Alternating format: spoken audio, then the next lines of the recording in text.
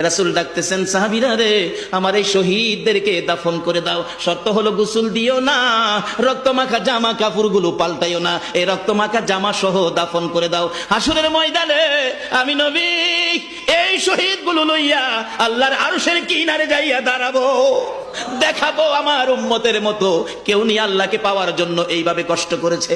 এবার দাফনের কাজ শুরু হলে কিতাব লেখে 69 জনের দাফন শেষ। 70-এর মাথায় আসওয়াদ দূরে পড়ে আছে।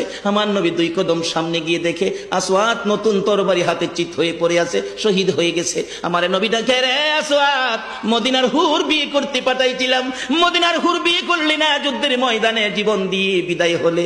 আসওয়াদ রে, নতুন তরবারিটা হাতে রে। আসওয়াদ একজন সাহাবী বলেন, হুজুর বিয়ের বাজার করতে এসে আপনি যুদ্ধে গেছেন, খবর পাইয়া বিয়ের বাজারের টাকা দিয়ে যুদ্ধের বাজার করেছে, আসওয়াদ শহীদ হয়েছে। আমার নবী ডাকে, মাবুদ, আমার আসওয়াদকে তুমি কি দিবা গো আল্লাহ? মদিনার হুর নিল না, রাসূলের পক্ষ নিয়ে জীবন দিয়ে দুনিয়ার থেকে বিদায় হলো, আমার আসওয়াদকে তুমি কি দিবা গো আল্লাহ? আসওয়াদের লাশটা ধরে ধরে কবরের দিকে নিয়ে আসতেছে। গোসল লাগবে না, কাফন লাগবে না, শুধু দাফন করে দিবে। আমার নবী আসওয়াদের কবরের পাশে দাঁড়াইয়া মুস্কি মুস্কি হাসতেছেন। সাহাবীরা আরজ করেন, ইয়া রাসূলুল্লাহ, এই কবরের পাশে হাসতেছেন কেন, ব্যাপার কি? আমার